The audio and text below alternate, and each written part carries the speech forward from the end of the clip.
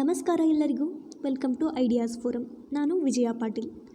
ಇವತ್ತು ನಾನು ನಿಮ್ಮ ಜೊತೆ ಡಿಸ್ಕಸ್ ಮಾಡ್ತಿರುವಂಥ ಪಾಠ 7ನೇ ತರಗತಿ ಕನ್ನಡ ಮಾಧ್ಯಮ ಸಮಾಜ ವಿಜ್ಞಾನದ 2ನೇ ಭಾಗದಿಂದ 9ನೇ ಪಾಠ, ಕರ್ನಾಟಕದ ಏಕೀಕರಣ ಮತ್ತು ಗಡಿ ವಿವಾದಗಳು. ನಮ್ಮ ನಾಡು ಕರ್ನಾಟಕ. ನಮ್ಮ ನಾಡಿಗೆ ಸುಮಾರು 2000 ವರ್ಷಗಳಕ್ಕಿಂತಲೂ ಹೆಚ್ಚಿನ ಚರಿತ್ರೆ ಇದೆ. ಕನ್ನಡಿಗರು ಹಂತ ಹಂತವಾಗಿ ಬೇರೆ ಬೇರೆ ರಾಜಕೀಯ ವ್ಯವಸ್ಥೆಗಳಲ್ಲಿ ಬದುಕಿದ್ರು. ಹಿಸ್ಟ್ರಿಯನ್ನು ಕರ್ನಾಟಕ ಹಿಸ್ಟ್ರಿ ನೋಡೋದಾದರೆ, ವಿಜಯನಗರ ಸಾಮ್ರಾಜ್ಯದ ಪತನದ ನಂತರ ಏನಾಯಿತು, ಕನ್ನಡ ಭಾಷಿಕ ಪ್ರದೇಶಗಳು ಮರಾಠ ಪೇಶ್ವೆಗಳು, ಪಾಳೆಯಗಾರರು, ಇಂಗ್ಲೀಷರು, ಸುಲ್ತಾನರು, ನವಾಬರು ಮುಂತಾದವರ ಆಳ್ವಿಕೆಯಲ್ಲಿ 20 ಆಡಳಿತ ಘಟಕಗಳಾಗಿ ಹಂಚಿಹೋದು. ಇದರಿಂದ ಏನಾಯಿತು, ಕನ್ನಡಿಗರು ತಮ್ಮ ನೆಲದಲ್ಲಿಯೇ ಪರಕೀಯತೆಯ ಭಾವನೆಯನ್ನು ಅನುಭವಿಸ್ತಿದ್ರು. ಬೇರೆಯವರ ಅಡಿಯಲ್ಲಿ ಅವರು ಬದುಕ್ತಿದ್ರು. ಆದ್ದರಿಂದ ಅವರು ನಾವು ಪರಕೀಯರು, ನಮ್ಮ ನಾಡಲ್ಲೇ ಇದ್ಕೊಂಡು ನಾವು ಪರಕೀಯ ಭಾವನೆಯನ್ನು ತಡೀತಿದ್ದೀವಿ ಅಂತ ಬದುಕ್ತಿದ್ರು. ಈ ಪಾಠದಲ್ಲಿ ನಾವು ಕರ್ನಾಟಕದ ಏಕೀಕರಣ ಚಳುವಳಿಯ ವಿವಿಧ ಹಂತಗಳನ್ನು ನೋಡ್ತೀವಿ. ಹಾಗೆ ಸ್ವತಂತ್ರ ಪೂರ್ವದಲ್ಲಿ ಹೇಗಿತ್ತು ಸ್ಥಿತಿ, ಸ್ವತಂತ್ರ ನಂತರದಲ್ಲಿ ಹಂತ ಹಂತವಾಗಿ ಕರ್ನಾಟಕದ ಏಕೀಕರಣ ಹೇಗೆ ನಡೆಯಿತು ಅನ್ನೋದು ಈ ಪಾಠದಲ್ಲಿದೆ. ಹಾಗೆ ಪ್ರಸ್ತುತದಲ್ಲಿ ಗಡಿ ವಿವಾದಗಳನ್ನು ಕರ್ನಾಟಕ ಅನುಭವಿಸ್ತಿದೆ. ಗಡಿ ರಾಜ್ಯಗಳಾದಂತಹ ಮಹಾರಾಷ್ಟ್ರ, ಕೇರಳಗಳ ಜೊತೆಗೂ ಹಲವಾರು ಗಡಿ ವಿವಾದಗಳನ್ನು ಇಟ್ಕೊಂಡಿದೆ. ಅದಿನ್ನೂ ವಿವಾದದ ಹಂತದಲ್ಲಿದೆ. ಅದನ್ನು ನಾವು ಈ ಪಾಠದಿಂದ ಕಲಿತೀವಿ.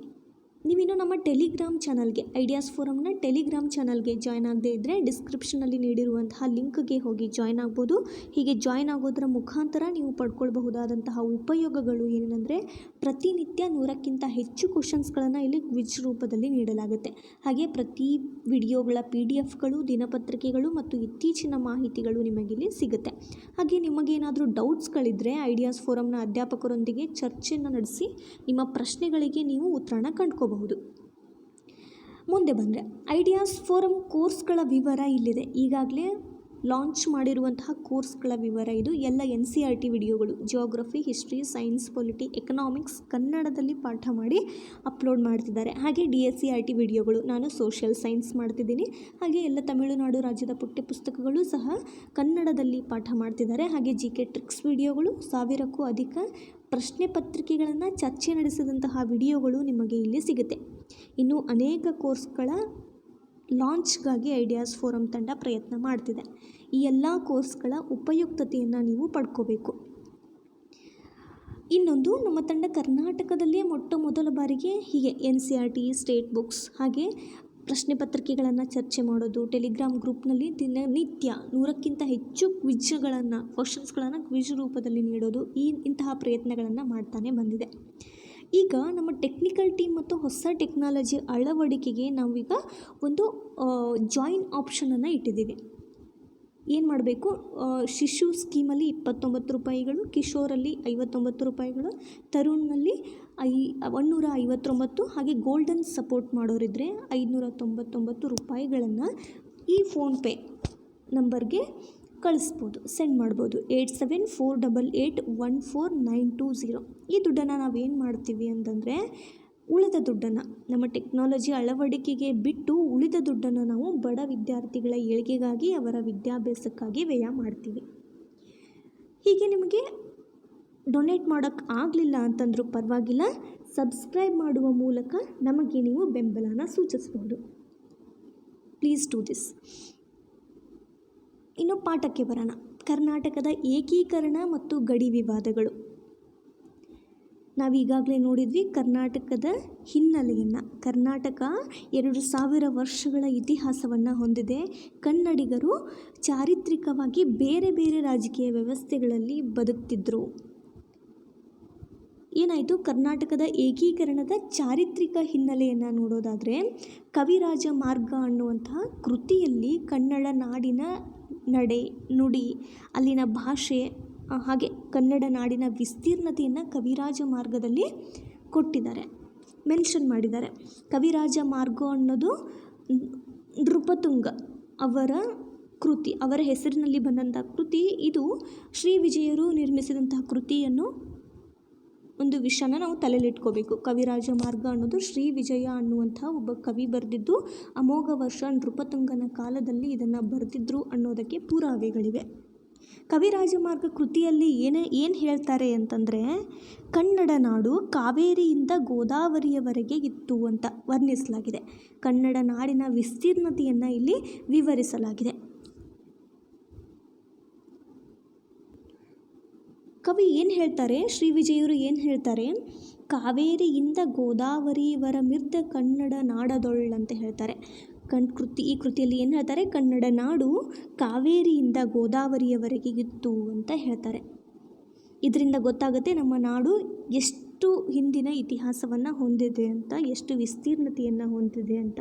ಅನೇಕ ಕನ್ನಡ ಅರಸು ಮನೆತನಗಳು ಈ ಭಾಗವನ್ನು ಆಳಿದ್ವು. ಆದರೆ ವಿಜಯನಗರದ ಸಾಮ್ರಾಜ್ಯದ ಪತನದ ನಂತರ ಕನ್ನಡ ಪ್ರದೇಶಗಳು ರಾಜಕೀಯ ಸ್ಥಿತ್ಯಂತರಗಳಿಗೆ ಒಳಗಾದವು. ವಿಜಯನಗರದ ಪತನದ ನಂತರ ಮರಾಠ ಪೇಶ್ವೆಗಳು, ಪಾಳೆಯಗಾರರು, ಇಂಗ್ಲೀಷರು, ಸುಲ್ತಾನರು, ನವಾಬರು ಹೀಗೆ ಅನೇಕರು ನಮ್ಮ ರಾಜ್ಯವನ್ನು ಸ್ಥಿತ್ಯಂತರ ಮಾಡಿದರು. ಅವರ ಆಡಳಿತದಲ್ಲಿ ತಗೊಂಡು ಬಂದು ಕನ್ನಡವನ್ನು ಪಕ್ಕಕ್ಕಿಟ್ಟರು. ಟಿಪ್ಪುವಿನ ಮರಣದ ನಂತರ ಬ್ರಿಟಿಷರು ಕನ್ನಡ ಭಾಷೆಯನ್ನು ಆಡುವಂತಹ ಪ್ರದೇಶಗಳನ್ನು ಬೇರೆ ಬೇರೆ ಭಾಷಿಕ ಹಿನ್ನೆಲೆಯ 20 ಆಡಳಿತಾತ್ಮಕ ಘಟಕಗಳಲ್ಲಿ ಹಂಚಿದರು. ಕನ್ನಡಿಗರು ಮರಾಠ, ನಿಜಾಮ ಮುಂತಾದವರ ಅಧೀನದಲ್ಲಿ ಪರಕೀಯ ಭಾವನೆಯಿಂದ ಬದುಕುವ ಅನಿವಾರ್ಯತೆ ಅಲ್ಲಿ ಕನ್ನಡಿಗರಿಗೆ ಎದುರಾಯಿತು. ಇಂತಹ ಪ್ರತಿಕೂಲ ಸನ್ನಿವೇಶಗಳಿಂದ ಹೊರಬಂದ ಕನ್ನಡಿಗರು ಒಂದು ರಾಜ್ಯವನ್ನು ಕಟ್ಟಿಕೊಂಡು ಒಂದೇ ಆಡಳಿತದಲ್ಲಿ ಇರಬೇಕು ಅಂತ ಹೋರಾಟಗಳನ್ನು ನಡೆಸಿದರು. ಇದನ್ನೇ ಏಕೀಕರಣ ಚಳುವಳಿ ಅಂತ ಕರೆಯಲಾಯಿತು. ಕರ್ನಾಟಕದ ಏಕೀಕರಣ ಚಳುವಳಿ ಈ ಭಾವನೆಯಿಂದ ಶುರುವಾಯಿತು. ಕನ್ನಡಿಗರೆಲ್ಲರೂ ಒಂದುಗೂಡಿ ಒಂದು ರಾಜ್ಯವನ್ನು ಕಟ್ಟಿಕೊಂಡು ಒಂದೇ ಆಡಳಿತದಲ್ಲಿ ಇರಬೇಕು ಅಂತ ಕನ್ನಡಿಗರು ಬಯಸಿ ಹೋರಾಟಗಳನ್ನು ಮಾಡಿದರು. ಇದನ್ನು ಕರ್ನಾಟಕದ ಏಕೀಕರಣ ಚಳುವಳಿ ಅಂತ ಕರೆಯಲಾಯಿತು. ಏಕೀಕರಣದಲ್ಲಿ ಆರಂಭಿಕ ಹೆಜ್ಜೆಯನ್ನು ಇಟ್ಟವರು ಮುಂಬೈ ಕರ್ನಾಟಕದ ಭಾಗದ ಜನರು. ಕರ್ನಾಟಕದ ಏಕೀಕರಣ ಚಳುವಳಿಗೆ ಪ್ರೋತ್ಸಾಹವನ್ನು ತೆಗೆದುಕೊಂಡವರು ಮೊದಲಿಗೆ ಮುಂಬೈ ಕರ್ನಾಟಕದ ಭಾಗದ ಜನರು. ರಾ ದೇಶಪಾಂಡೆ ಅನ್ನುವಂಥವರು ಅವರ ಅಧ್ಯಕ್ಷತೆಯಲ್ಲಿ 1890ರಲ್ಲಿ ಆರಂಭವಾದಂತಹ ಕರ್ನಾಟಕ ವಿದ್ಯಾವರ್ಧಕ ಸಂಘ ಏಕೀಕರಣ ಕಲ್ಪನೆಗೆ ಸಾಂಸ್ಥಿಕ ರೂಪವನ್ನು ನೀಡಲಾಯಿತು. ಹೀಗೆ ಕರ್ನಾಟಕ ವಿದ್ಯಾವರ್ಧಕ ಸಂಘ ಆರಂಭ ಆಯಿತು. ಹೀಗೆ ಆರಂಭವಾದಂಥ ಈ ಸಂಸ್ಥೆ ಕನ್ನಡ ನಾಡಿನ ಏಕೀಕರಣಕ್ಕಾಗಿ, ಕನ್ನಡ ಭಾಷೆ ಮಾತನಾಡುವ ಜನರ ಒಕ್ಕೂಟಕ್ಕಾಗಿ ಇದು ದುಡಿತು. ಇನ್ನು ಬೆಂಗಳೂರಿನಲ್ಲಿ ಮತ್ತೊಂದು ಸಂಸ್ಥೆ ಸ್ಥಾಪನೆಯಾಯಿತು. ಅದು ಕನ್ನಡ ಸಾಹಿತ್ಯ ಪರಿಷತ್ತು. 1915ರಲ್ಲಿ ಇದು ಬೆಂಗಳೂರಿನಲ್ಲಿ ಸ್ಥಾಪನೆಯಾಯಿತು. ಕರ್ನಾಟಕದ ಏಕೀಕರಣಕ್ಕೆ ಪ್ರೋತ್ಸಾಹ, ಕನ್ನಡ ಭಾಷೆ ಮತ್ತು ಸಾಹಿತ್ಯದ ಸರ್ವತೋಮುಖ ಬೆಳವಣಿಗೆಗೆ ಮುಂತಾದ ಗುರಿಗಳನ್ನು ಈ ಸಂಸ್ಥೆ ಹೊಂದಿತ್ತು. ಕರ್ನಾಟಕದ ಏಕೀಕರಣ ಸಭಾವನ್ನು ಧಾರವಾಡದಲ್ಲಿ ಸ್ಥಾಪಿಸಲಾಯಿತು. ಇದರ ನೆಕ್ಸ್ಟ್ ಸ್ಥಾಪನೆಯಾದಂತಹ ಸಂಘ ಕರ್ನಾಟಕ ಏಕೀಕರಣ ಸಭಾ. ಇದು ಸ್ಥಾಪನೆಯಾದದ್ದು 1916ರಲ್ಲಿ ಧಾರವಾಡದಲ್ಲಿ ಇದು ಶುರುವಾಯಿತು. ಈ ಸಂಘಟನೆಗಳು ಕರ್ನಾಟಕದ ಏಕೀಕರಣ ಚಳುವಳಿಗಳನ್ನು ಮುಂದುವರಿಸ್ತವೆ. 1924ರಲ್ಲಿ ಏನಾಯಿತು, ಬೆಳಗಾವಿಯಲ್ಲಿ ಕಾಂಗ್ರೆಸ್ ಅಧಿವೇಶನ ಆಯಿತು. ಈ ಅಧಿವೇಶನದಲ್ಲಿ ಹುಯಿಲಗೋಳ್ ನಾರಾಯಣರಾವ್ ಅನ್ನುವಂಥವರು ಒಂದು ಹಾಡನ್ನು ಹಾಡ್ತಾರೆ. ಅದು ಉದಯವಾಗಲಿ ನಮ್ಮ ಚಲುವ ಕನ್ನಡ ನಾಡು ಅಂತ.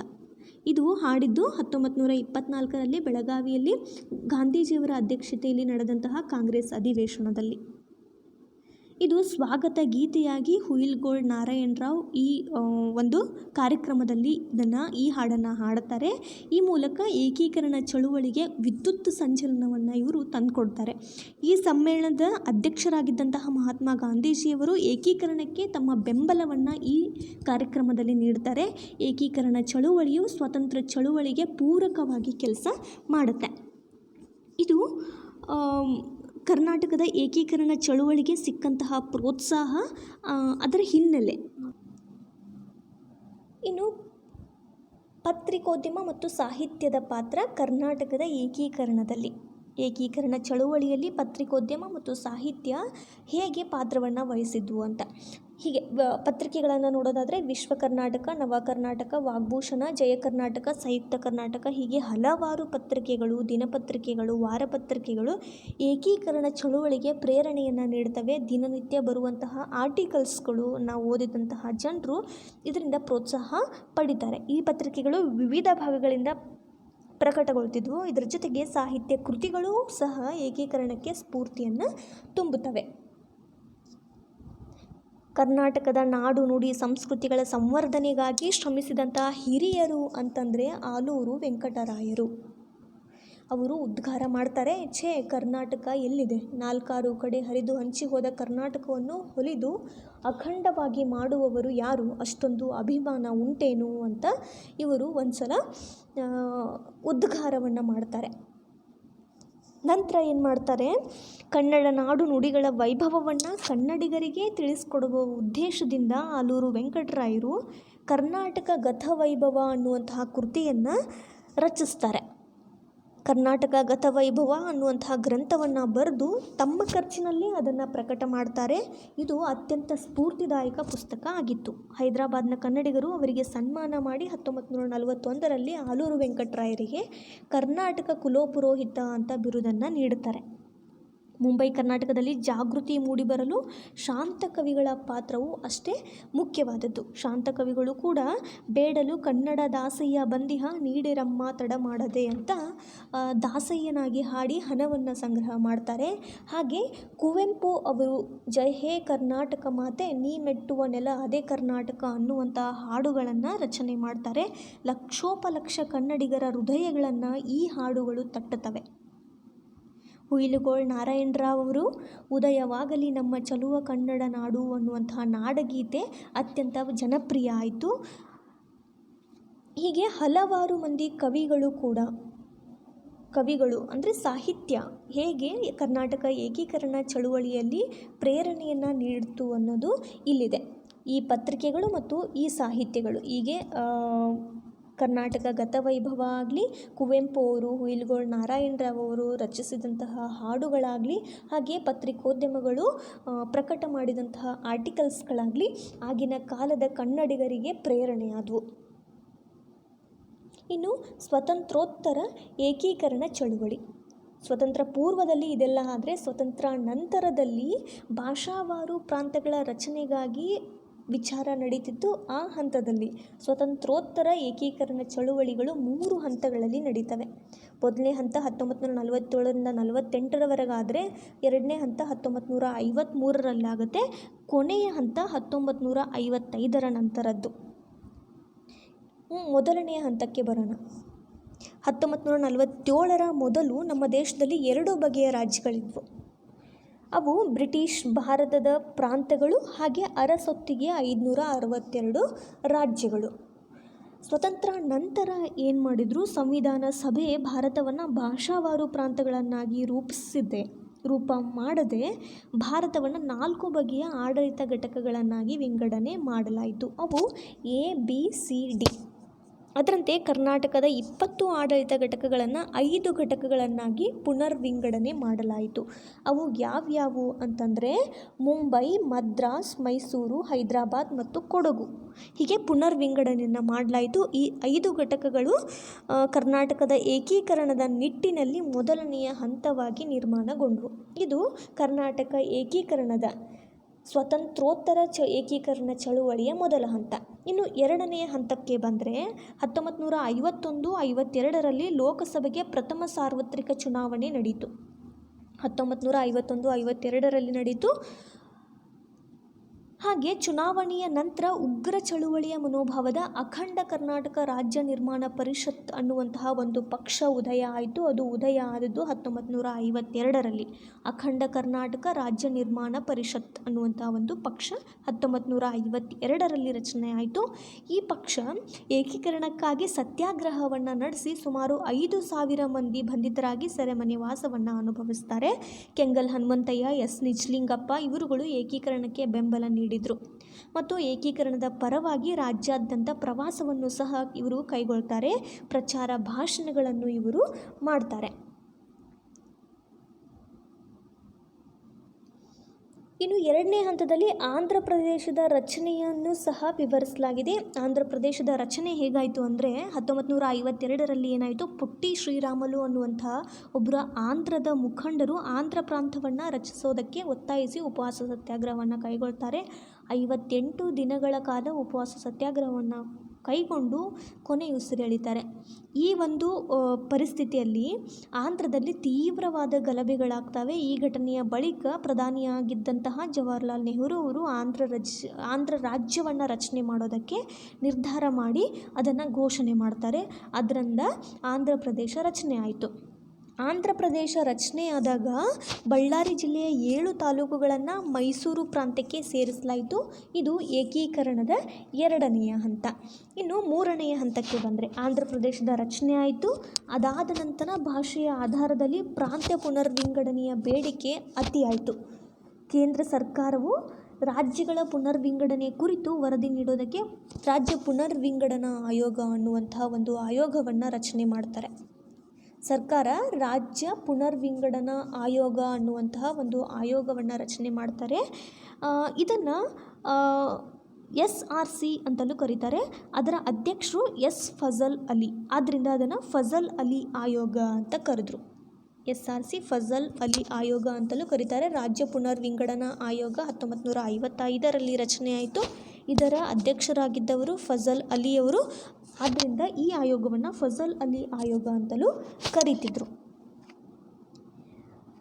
ಅದರಂತೆ ಇವರು ಏನು ಮಾಡಿದರು, ಈ ಆಯೋಗದಲ್ಲಿ ಇತರ ಸದಸ್ಯರು ಸೇರಿ HN ಕುಂಜ್ರು, KM ಪಣಿಕ್ಕರ್ ಆಯೋಗ ಇವರೆಲ್ಲರೂ ಸೇರಿ 1955ರಲ್ಲಿ ವರದಿಯನ್ನು ಸಲ್ಲಿಸಿದರು.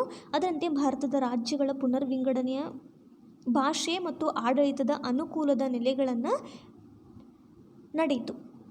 ನಾಡಿನ ಎಲ್ಲ ಪಕ್ಷಗಳು ಆಯೋಗದ ವರದಿಯನ್ನು ಮಾನ್ಯ ಮಾಡಿದವು. ಆದರೆ ಕಾಸರಗೋಡನ್ನು ಕೇರಳ ರಾಜ್ಯಕ್ಕೆ ಸೇರಿಸಿದ್ದನ್ನು, ಬಳ್ಳಾರಿ ಜಿಲ್ಲೆಯ ಕೆಲವು ತಾಲೂಕುಗಳನ್ನು ಆಂಧ್ರ ಪ್ರದೇಶಕ್ಕೆ ಸೇರಿಸುವ ಕುರಿತು ಮಾಡಿದ ಸಲಹೆಗಳನ್ನು ಕನ್ನಡಿಗರು ಏಕಕಂಠದಿಂದ ಇದನ್ನು ತಿರಸ್ಕಾರ ಮಾಡ್ತಾರೆ. ರಾಜ್ಯ ಪುನರ್ವಿಂಗಡನಾ ಆಯೋಗ ನೀಡಿದಂತಹ ವರದಿಯನ್ನು ಕನ್ನಡಿಗರು ಪ್ರತಿಭಟಿಸೋದಕ್ಕೆ ಕಾರಣ ಏನು ಅಂತಂದರೆ, ಈ ಆಯೋಗ ಸಲಹೆ ಮಾಡುತ್ತೆ ಏನಂತ, ಕಾಸರಗೋಡನ್ನು ಕೇರಳ ರಾಜ್ಯಕ್ಕೆ ಸೇರಿಸಿದ್ದು ಮತ್ತು ಬಳ್ಳಾರಿ ಜಿಲ್ಲೆಯ ಕೆಲವು ತಾಲೂಕುಗಳನ್ನು ಆಂಧ್ರ ಪ್ರದೇಶಕ್ಕೆ ಸೇರಿಸಬೇಕು ಅನ್ನುವಂತಹ ಸಲಹೆ ಕೊಟ್ಟಾಗ ಇದನ್ನು ಪ್ರತಿಭಟಿಸ್ತಾರೆ ಕನ್ನಡಿಗರು. ಕೇಂದ್ರ ಸರ್ಕಾರ ರಾಜ್ಯ ಪುನರ್ವಿಂಗಡನಾ ಆಯೋಗದ ವರದಿಯನ್ನು ಒಪ್ಪದಿದ್ದರಿಂದ 1956 ನವೆಂಬರ್ 1ರಂದು ಏನು ಮಾಡ್ತಾರೆ, ವಿಶಾಲ ಮೈಸೂರು ರಾಜ್ಯವನ್ನು ಸ್ಥಾಪನೆ ಮಾಡ್ತಾರೆ. 1956 ನವೆಂಬರ್ 1ರಂದು ವಿಶಾಲ ಮೈಸೂರು ರಾಜ್ಯ ಅಸ್ತಿತ್ವಕ್ಕೆ ಬಂತು. ಏಕೀಕೃತಗೊಂಡಂತಹ ಮೈಸೂರು ರಾಜ್ಯದಲ್ಲಿ ಹಲವಾರು ಜಿಲ್ಲೆಗಳಿದ್ವು. 1956ರಲ್ಲಿ 19 ಜಿಲ್ಲೆಗಳಿದ್ವು. ಬಟ್ ಇವತ್ತು 30 ಜಿಲ್ಲೆಗಳನ್ನು ಕರ್ನಾಟಕ ಹೊಂದಿದೆ. 1956ರಲ್ಲಿ ಏಕೀಕೃತ ಮೈಸೂರು ರಾಜ್ಯಕ್ಕೆ ನಿಜಲಿಂಗಪ್ಪ ಅವರು ಪ್ರಥಮ ಮುಖ್ಯಮಂತ್ರಿಗಳಾಗಿದ್ದರು. ಮುಂದೆ ಮುಖ್ಯಮಂತ್ರಿಗಳಾದಂತಹ ದೇವರಾಜ್ ಅರಸ್ರವರು 1973ರಲ್ಲಿ ವಿಶಾಲ ಮೈಸೂರು ರಾಜ್ಯಕ್ಕೆ ಕರ್ನಾಟಕ ಅಂತ ಮರುನಾಮಕರಣ ಮಾಡಿದರು. ಪ್ರತಿ ವರ್ಷ ನವೆಂಬರ್ 1ರಂದು ನಾವು ಕರ್ನಾಟಕ ದಿನಾಚರಣೆಯನ್ನು ಆಚರಿಸ್ತೀವಿ, ಕರ್ನಾಟಕ ರಾಜ್ಯೋತ್ಸವವನ್ನು ಆಚರಿಸ್ತೀವಿ. ರೀಸನ್ ಏನು ಅಂದರೆ, ನವೆಂಬರ್ 1ರಂದು 1973ರಲ್ಲಿ ಅಖಂಡ ಮೈಸೂರು ಸಾಮ್ರಾಜ್ಯಕ್ಕೆ ಕರ್ನಾಟಕ ಅಂತ ಹೆಸರಿಡಲಾಯಿತು. ಹಾಗೆ 1956 ನವೆಂಬರ್ 1ರಂದು ವಿಶಾಲ ಮೈಸೂರು ರಾಜ್ಯ ಅಸ್ತಿತ್ವಕ್ಕೆ ಬಂದ ಹಿನ್ನೆಲೆಯಲ್ಲಿ 1973ರಲ್ಲಿ ಕರ್ನಾಟಕ ಆಯಿತು. 1956 ನವೆಂಬರ್ 1ರಂದು ವಿಶಾಲ ಮೈಸೂರು ರಾಜ್ಯ ಅಂತ ಇದನ್ನು ಸ್ಥಾಪನೆ ಮಾಡಿದರು. ಆದ್ದರಿಂದ ನವೆಂಬರ್ 1ರಂದು ನಾವು ಕರ್ನಾಟಕ ರಾಜ್ಯೋತ್ಸವವನ್ನು ಆಚರಣೆ ಮಾಡ್ತೀವಿ. ಇನ್ನು ಕರ್ನಾಟಕದ ಗಡಿ ವಿವಾದಗಳು. ಕರ್ನಾಟಕ ಹಲವಾರು ರಾಜ್ಯಗಳೊಂದಿಗೆ ತನ್ನ ಗಡಿ ವಿವಾದಗಳನ್ನು ಹೊಂದಿದೆ. ಅದು ಮಹಾರಾಷ್ಟ್ರ, ಕೇರಳ ನಡುವಿನ ಗಡಿ ವಿವಾದಗಳು. ರಾಷ್ಟ್ರೀಯ ದೃಷ್ಟಿಕೋನದಲ್ಲಿ ಭಾಷಾವಾರು ಪ್ರಾಂತಗಳ ರಚನೆಯನ್ನು ಪರಿಗಣಿಸಿದ್ರಿಂದ ಗಡಿಭಾಗದ ಕೆಲವು ಪ್ರದೇಶಗಳ ಕನ್ನಡಿಗರು ಅನ್ಯಾಯಕ್ಕೆ ಒಳಗಾಗ್ತಾರೆ. ಆಗಿನ ಕಾಲದಲ್ಲಿ ಭಾಷಿಕವಾಗಿ ಬಹುಸಂಖ್ಯಾತರಾಗಿದ್ದರೂ ಕೂಡ ಬೇರೆ ಭಾಷಿಕ ಪ್ರಾಂತ್ಯಕ್ಕೆ ಸೇರ್ಪಡೆಯಾದ್ರಿಂದ ಅಲ್ಲಿನ ಪರಿಸ್ಥಿತಿಯಲ್ಲಿ ಅವರು ಅಲ್ಪಸಂಖ್ಯಾತರಾಗ್ತಾರೆ. ಕೇರಳದ ಕಾಸರಗೋಡು, ಆಂಧ್ರ ಪ್ರದೇಶದ ಆಲೂರು, ಆದವಾನಿ, ರಾಯದುರ್ಗ ಮತ್ತು ಮಡಕಶಿರಾ ತಾಲೂಕುಗಳು, ತಮಿಳುನಾಡಿನಲ್ಲಿ ಹೊಸೂರು ಮತ್ತು ತಾಳವಾಡಿ ತಾಲೂಕುಗಳು, ಮಹಾರಾಷ್ಟ್ರದಲ್ಲಿ ಚಂದಗಡ, ಸೊಲ್ಲಾಪುರ, ಜತ್ತ, ಅಕ್ಕಲಕೋಟೆ ಈ ಪ್ರದೇಶಗಳಲ್ಲಿ ಅಧಿಕ ಕನ್ನಡ ಮಾತನಾಡುವ ಜನರಿದ್ದು ಕರ್ನಾಟಕಕ್ಕೆ ಸೇರಬೇಕಾಗಿದ್ದರೂ ಕೂಡ ಹೊರ ರಾಜ್ಯಗಳಲ್ಲಿ ಉಳಿದ್ವು. ಹೀಗಾಗಿ ಇಂದಿಗೂ ಕೂಡ ಕರ್ನಾಟಕಕ್ಕೆ ಕರ್ನಾಟಕ ಸರ್ಕಾರ ಮತ್ತು ಕನ್ನಡ ಪರ ಹೋರಾಟಗಾರರು ಈ ಪ್ರದೇಶಗಳನ್ನು ಕರ್ನಾಟಕಕ್ಕೆ ಸೇರಿಸಬೇಕು, ಕರ್ನಾಟಕಕ್ಕೆ ಈ ರಾಜ್ಯಗಳನ್ನು ಮರಳಿ ಪಡೆಯಬೇಕು ಅನ್ನುವಂಥ ಆಶಾಭಾವನೆಯಿಂದ ಹೋರಾಟಗಳನ್ನು ನಡೆಸ್ತಾ ಇದ್ದಾರೆ. ಪ್ರಮುಖವಾಗಿ ಮಹಾರಾಷ್ಟ್ರ, ಕೇರಳ, ಆಂಧ್ರ ಪ್ರದೇಶ ಮತ್ತು ತಮಿಳುನಾಡುಗಳ ಜೊತೆ ನಿರಂತರ ಗಡಿ ಸಂಘರ್ಷಗಳು ನಡೀತಾನೇ ಇವೆ. ಈ ಸಂಘರ್ಷವನ್ನು ಇತ್ಯರ್ಥಪಡಿಸುವ ಪ್ರಯತ್ನ ನಡಿಬೇಕಾಗಿದೆ. ಮೊದಲನೇ ಗಡಿ ವಿವಾದ ಬರೋದು ಕರ್ನಾಟಕ, ಮಹಾರಾಷ್ಟ್ರ, ಕೇರಳಗಳ ನಡುವಿನ ಗಡಿ ವಿವಾದ. ಕರ್ನಾಟಕ, ಮಹಾರಾಷ್ಟ್ರ ಮತ್ತು ಕೇರಳಗಳ ಗಡಿ ಸಮಸ್ಯೆಯನ್ನು ಬಗೆಹರಿಸೋದಕ್ಕೋಸ್ಕರ 1965ರಲ್ಲಿ ಸುಪ್ರೀಂ ಕೋರ್ಟ್ನ ನಿವೃತ್ತ ನ್ಯಾಯಾಧೀಶ ಮಹಾಜನ್ ಅವರನ್ನು ನೇಮಕ ಮಾಡಲಾಯಿತು. ಇವರು ಏಕಸದಸ್ಯ ಆಯೋಗ ರಚನೆ ಮಾಡಿದರು. ಏಕಸದಸ್ಯ ಆಯೋಗ ಅಂದರೆ ಇವರೊಬ್ಬರೇ. ಸುಪ್ರೀಂ ಕೋರ್ಟ್ನ ನಿವೃತ್ತ ನ್ಯಾಯಾಧೀಶ ಮಹಾಜನ್ ಅವರನ್ನು ಏಕಸದಸ್ಯ ಆಯೋಗಕ್ಕೆ ನೇಮಕ ಮಾಡಿದ್ರು. ಈ ಆಯೋಗ ಏನು ಮಾಡ್ತು, ವಿವಾದಕ್ಕೊಳಗಾದ 3 ರಾಜ್ಯಗಳಲ್ಲಿ ವ್ಯಾಪಕವಾದ ಸಮೀಕ್ಷೆಯನ್ನು ನಡೆಸಿತು. ಸಮೀಕ್ಷೆಯನ್ನು ನಡೆಸಿ ಏನು ಮಾಡ್ತು, ಮಹಾರಾಷ್ಟ್ರದ ಅಕ್ಕಲಕೋಟೆ ಮತ್ತು ಜತ್ತ, ಕೇರಳದ ಕಾಸರಗೋಡು ಇವುಗಳನ್ನು ಮೈಸೂರು ರಾಜ್ಯಕ್ಕೆ ಮತ್ತು ನಿಪ್ಪಾಣಿ, ಖಾನಾಪುರ, ಹಲ್ಯಾಳ ಇವುಗಳನ್ನು ಮಹಾರಾಷ್ಟ್ರ ರಾಜ್ಯಕ್ಕೆ ಸೇರಿಸಬೇಕು ಅನ್ನುವಂಥ ವರದಿಯನ್ನು ಸಲ್ಲಿಸುತ್ತೆ ಕೇಂದ್ರ ಸರ್ಕಾರಕ್ಕೆ. ಇನ್ನು ಹೆಚ್ಚಿನ ನಿರೀಕ್ಷೆಯಲ್ಲಿದ್ದಂತಹ, ಹೆಚ್ಚಿನ ಜಿಲ್ಲೆಗಳ ನಿರೀಕ್ಷೆಯಲ್ಲಿದ್ದಂತಹ, ಹೆಚ್ಚಿನ ಗಡಿ ಪ್ರದೇಶಗಳ ನಿರೀಕ್ಷೆಯಲ್ಲಿದ್ದಂತಹ ಮಹಾರಾಷ್ಟ್ರ ಕಡಿಮೆ ಪ್ರದೇಶವನ್ನು ಪಡಿಬೇಕಾದ್ರಿಂದ ಈ ವರದಿಯನ್ನು ಅಲ್ಲಗಳಿತು. ಈ ವರದಿಯ ಮೇಲೆ ಕಿಡಿಕಾರ್ತಾ ಬಂತು. ಈಗಲೂ ಸಹ ಇದನ್ನು ಯಾರೂ ಒಪ್ಕೊಂಡಿಲ್ಲ. ಈ ಗಡಿ ಸಮಸ್ಯೆ ಬಗೆಹರಿಯದೆ ಕೇಂದ್ರ ಸರ್ಕಾರದ ಮುಂದೆ ಹಾಗೇ ಇನ್ನೂ ಉಳಿದಿದೆ. ಇದು ಗಡಿ ವಿವಾದಗಳು, ಕರ್ನಾಟಕ ಮತ್ತು ಇತರ ರಾಜ್ಯಗಳ ನಡುವೆ ಇರುವಂತಹ ಗಡಿ ವಿವಾದಗಳು. ಮಹಾರಾಷ್ಟ್ರ, ಕೇರಳಗಳ ನಡುವೆ ಕರ್ನಾಟಕ ಇರುವಂತಹ ವಿವಾದಗಳು, ಗಡಿ ಸಮಸ್ಯೆಗಳು. ಈ ಪಾಠದಿಂದ ನಾವು ಕರ್ನಾಟಕದ ಏಕೀಕರಣ, ಸ್ವತಂತ್ರ ಪೂರ್ವದಲ್ಲಿ ಮತ್ತು ಸ್ವತಂತ್ರಾನಂತರ ಕರ್ನಾಟಕ ಏಕೀಕರಣ ಚಳುವಳಿಯ ಮಜಲುಗಳನ್ನು ನೋಡಿದ್ವಿ. ಹಾಗೆ ಕರ್ನಾಟಕ ವಿವಿಧ ರಾಜ್ಯಗಳ ನಡುವೆ ಹೊಂದಿದ್ದಂತಹ ಗಡಿ ವಿವಾದಗಳನ್ನು ಸಹ ಈ ಪಾಠದಿಂದ ನಾವು ನೋಡಿದ್ವಿ. ನಿಮಗೆ ಈ ಪಾಠ ಅರ್ಥ ಆಗಿದರೆ ಈ ಪ್ರಶ್ನೆಗಳಿಗೆ ನೀವು ಉತ್ತರಿಸಬೇಕಾಗತ್ತೆ. ಮೊದಲನೇ ಪ್ರಶ್ನೆ, ಉದಯವಾಗಲಿ ನಮ್ಮ ಚೆಲುವ ಕನ್ನಡ ನಾಡು ಹಾಡನ್ನು 1924ರಲ್ಲಿ ಕಾಂಗ್ರೆಸ್ ಅಧಿವೇಶನದಲ್ಲಿ ಹಾಡಿದವರು ಯಾರು? ಕುವೆಂಪು, ಆಲೂರು ವೆಂಕಟರಾಯರು, ಹುಯಿಲಗೋಡು ನಾರಾಯಣರಾವ್, ಎಸ್ ನಿಜಲಿಂಗಪ್ಪ. ಈ 4 ಆಪ್ಷನ್ಸ್ಗಳಲ್ಲಿ ಒಂದು ಆಪ್ಷನ್ ಸರಿಯಾಗಿರುತ್ತೆ, ಉತ್ತರ ನೀಡಿ. ಎರಡನೇ ಪ್ರಶ್ನೆ, ಏಕೀಕೃತ ವಿಶಾಲ ಮೈಸೂರು ರಾಜ್ಯದ ಮೊದಲ ಮುಖ್ಯಮಂತ್ರಿಯಾಗಿದ್ದವರು ಯಾರು? ಎಸ್ ನಿಜಲಿಂಗಪ್ಪನವರು, ಕೆಂಗಲ್ ಹನುಮಂತಯ್ಯ, ಡಿ ದೇವರಾಜ್ ಅರಸ್, ಆಲೂರು ವೆಂಕಟರಾಯರು. ಈ 4 ಆಪ್ಷನ್ಸ್ಗಳಲ್ಲಿ ಒಂದು ಆಪ್ಷನ್ ಸರಿಯಾಗಿರುತ್ತೆ, ಉತ್ತರ ನೀಡಿ. ನಿಮಗೆ ಈ ವಿಡಿಯೋ ಇಷ್ಟ ಆಗಿದ್ದರೆ ಲೈಕ್ ಮಾಡಿ, ಶೇರ್ ಮಾಡಿ ಮತ್ತು ಸಬ್ಸ್ಕ್ರೈಬ್ ಮಾಡೋದನ್ನು ಮರಿಬೇಡಿ. Thank you.